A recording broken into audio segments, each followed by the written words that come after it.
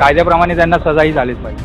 असं पण नाही आहे की आम्ही लोकांनी हल्ला करून तिथे हे केलं आहे आणि तरी पण हे लोक असं बोलतायत म्हणजे मला नाही वाटत की दे आर नो त्यांना बाहेर काढलं पाहिजे. ॲज अ लीडर आहे ना, कोणी लीडर असेल तर तो एक लीड करतोय कसं एखाद्या समाजाला किंवा एखाद्या ग्रुपला, तर त्यांनी असे म्हणजे असं वक्तव्य करणं हे चुकीचं आहे. काय ॲक्च्युली बोलले ते चुकीचंच बोलले आणि त्याप्रमाणे कायद्याप्रमाणे जे रूल्स आपले आहेत इंडियन गव्हर्नमेंटचे त्याप्रमाणे त्यांना ते सजा झालीच पाहिजे. त्यामध्ये कुठल्या धर्माचा वगैरे असा उच्चार नाही केला पाहिजे आणि बोललेच नाही पाहिजे. त्यामुळे बाकीचं वातावरण खराब होतं. त्याकडे त्यांनी लक्ष दिलं पाहिजे. गव्हर्नमेंटप्रमाणे ते रूल झालेच पाहिजे. कायद्याप्रमाणे त्यांना सजाही झालीच पाहिजे. असं लोकांना कंट्रीचं बाहेर काढायला याचा काही अर्थ नाही आहे. तुम्ही म्हणजे ज्युडिशियल डिसिजन जे आहेत ते तरी तुम्हाला मान्य नाही आहे. असं पण नाही आहे की आम्ही लोकांनी हल्ला करून तिथे हे केलं आहे आणि तरी पण हे लोक असं बोलतायत म्हणजे मला नाही वाटत की दे आर नो त्यांना बाहेर काढायला पाहिजे. आणि हे येतच कुठं नाही. All this is coming from mother's earth. तिथे थोडंसं म्हणजे स्ट्रिक्ट ॲक्शन घ्यावं लागेल. अदरवाईज जे नेक्स्ट जनरेशन येणार आहे ते म्हणजे रॅडिकल इस्लामिक रॅडिकल सारखं असं नको.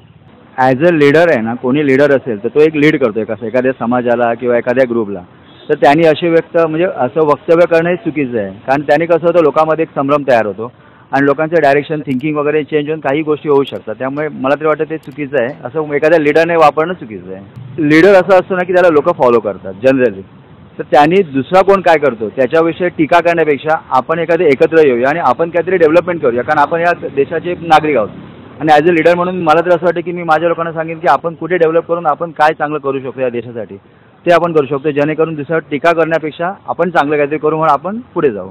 Absolutely wrong, because he has no right to stay in India and Bharat under Narendra Modi and speak like that. Like, each one of us are Indians first. Forget about the caste and the creed and the religion. We want to live as one community, not divided. We don't believe in divisive remarks and such very low this thing. You're thinking very low by talking like that.